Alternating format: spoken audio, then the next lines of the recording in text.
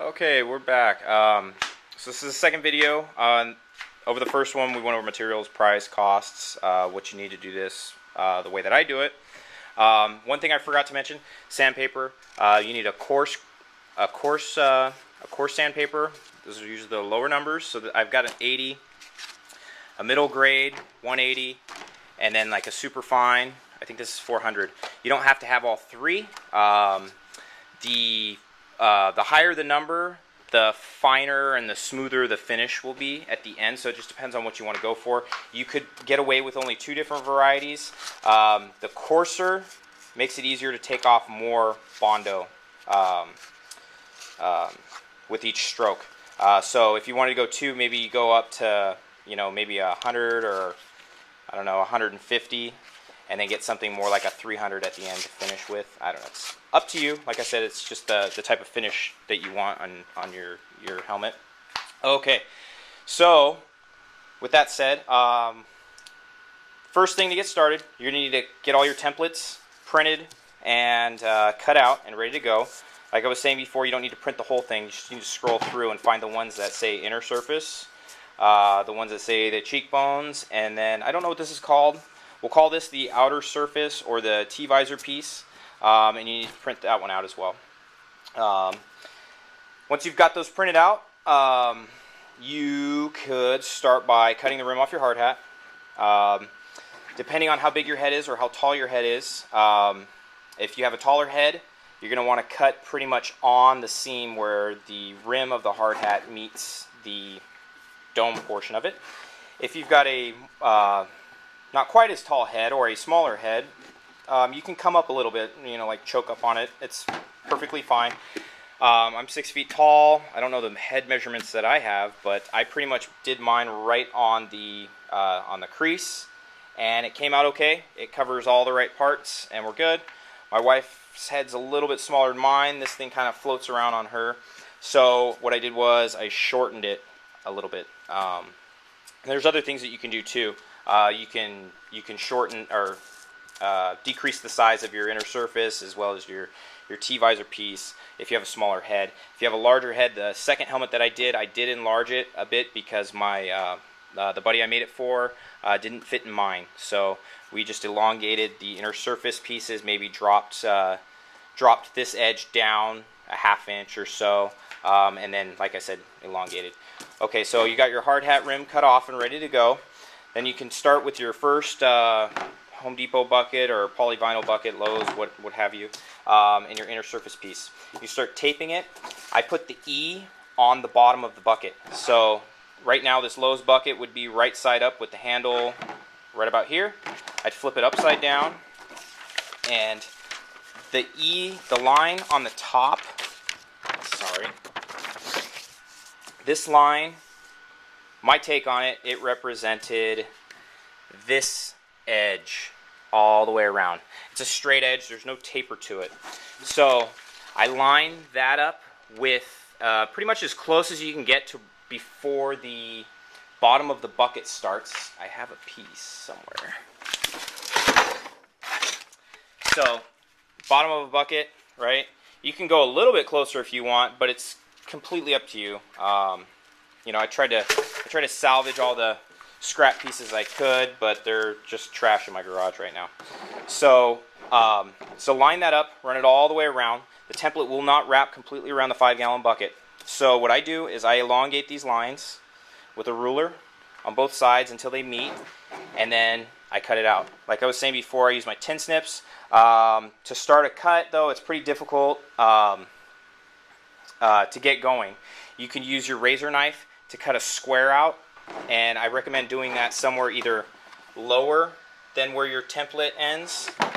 So say this is on the bucket, you could put a square here, and then you can get in there with your scissors and start cutting from there. You could also drill it out. I think the razor knife's probably easier. Just don't stab yourself, because it could get dangerous. All right, inner surface piece is cut out.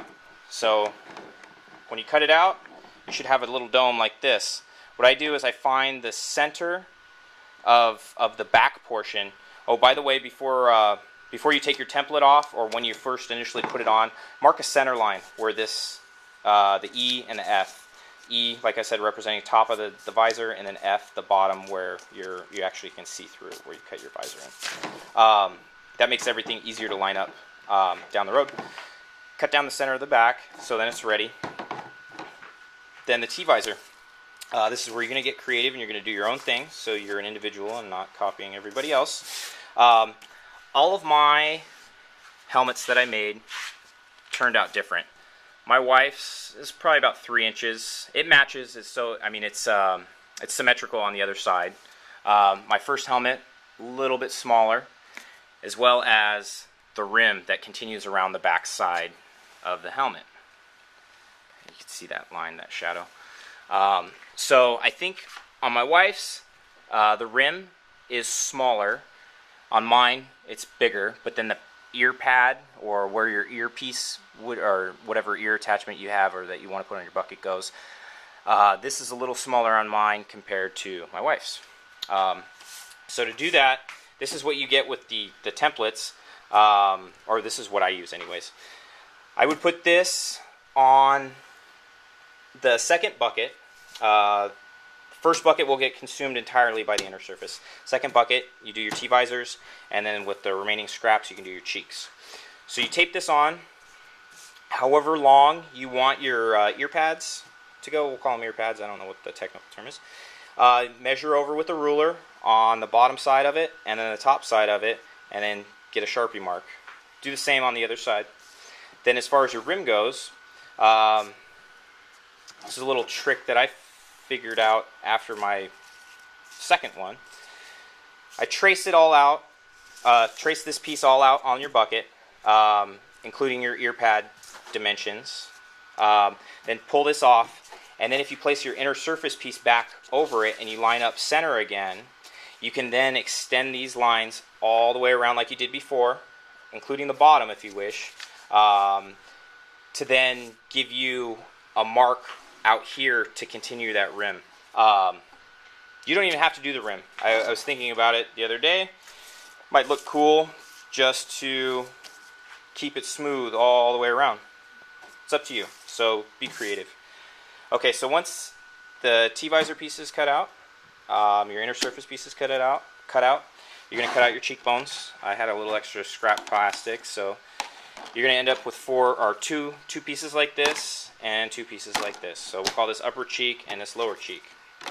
Alright, so now we're ready to start actually attaching things. I made this out of some of my wife's Tupperware. Anyways, you're going to start by screwing in your inner surface to your hard hat. You're going to mark the center of the front of your hard hat, and like I said before, you should have your inner surface piece marked with the center line, like this. And you start off with it and you drive a screw right in the middle, and that would be right about there. And then you're going to work your way around, doing like equal distance from each other. So I'd hit this one over here, and then I'd come over here, and then I'd go back over here, and then back over here, leaving the back overlapping again still. This is kind of a bad or poor example. So once that's on and ready to go, I pull all my excess slack back, and usually it overlaps a little bit. So say it overlaps. On my first helmet, I left them overlapped, and I tapered the Bondo to even out these edges so you can't tell. And you can't really tell. I mean, you could see that this sticks out. The vent in the back, I didn't do one on my wife's helmet. I did one on my friend's. This is just some scrap metal stuff that I had lying around. I drilled some holes in it, and I kind of stuck it in there. But like I was saying, this piece overlapped this way, and this piece overlapped this way.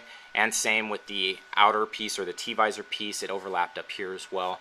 And I just used the Bondo to smooth it all out and get it all nice and finished. On my wife's helm, I didn't do any of that. What I did was I cut the inner surface piece down the middle. So if you, like I said, if it's overlapping, you know, find the center of that overlap, or the center of the back of your helmet, and cut straight down. So that's the inner layers, cut straight down. Same thing with the outer layers, cut straight down.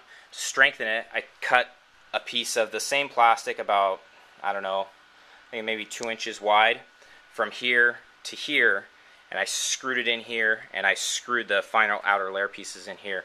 And then again, Bondo is your friend when it comes to cleaning up all your little mistakes and hiding everything. Okay, so we have our inner surface piece screwed in. We kind of talked about what I did with the back.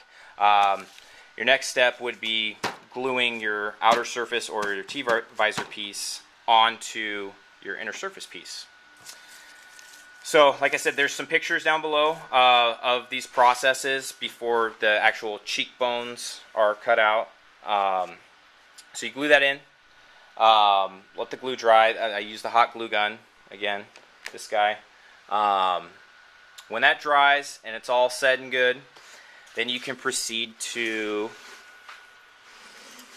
cut the cheekbone piece out of the inner surface piece to expose the pocket where the cheekbones slide into. Fairly easy. Again, tin snips or scissors, and you just cut following the edge of the outer piece. So you can see the two pieces. This is the outer piece, and then this is inner piece that'll get cut out later so you can actually see. You cut those out, and then you get your cheekbones ready. Okay, so like I was saying earlier on, or maybe not, maybe it was one of my scrapped videos, this is the hardest part of the job, in my opinion, is lining these guys up and getting them to fit and getting them to look good. If you're going to use it entirely out of bucket, your life will be a little bit more difficult. If you use Sintra, it's still hard. You got to make a match, but it does work out a little bit more in your favor as far as molding the plastic goes. So, first time, the red and white helmet, I actually glued the upper piece and the lower piece together. I sat with this in my hand and I bent it and kept pressure on it for, a good couple minutes until it kind of had a nice form or shape to it. Same thing with here. It seemed like the cheek piece needs more bend here and so forth. I had both of them glued together. Oh, okay, here's a fun fact. If you're using the bucket, you notice there's a natural curve to the bucket. And if you're to put these templates down on your bucket and cut them out, they're both going to curve inwards.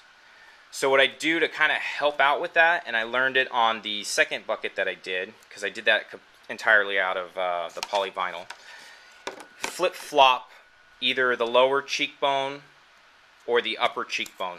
So say this is for the left side of the face. Take this one. Wait a minute. You have to do the cheekbones, excuse me. So you flip this upside down, and now you have the reverse side, and it's going to curve inwards. See how it curves?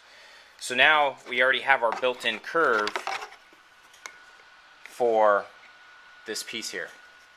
See how it kind of does that? Alright, anyways, you'll see what I mean when there's four of them, or all four pieces. Okay. I would not glue these together first and try to put them in. You'll have a heck of a time. I wasted a lot of time doing that. I would start, I did this on the second and the third bucket. I would start here along this edge and glue this in, and then with your hot glue, and then work your way down towards the bottom. Okay?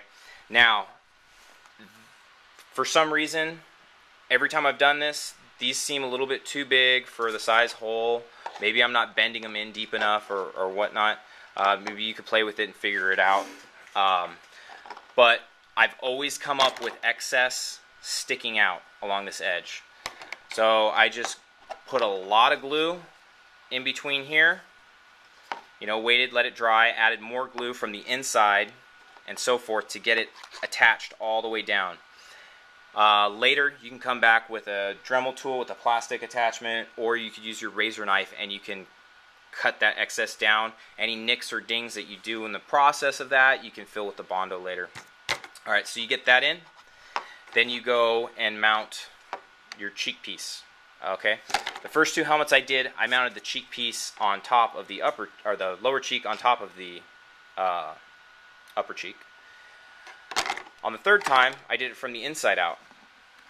This helmet has Sintra, but I think inside out for the bottom cheek piece will work a lot better with the polyvinyl.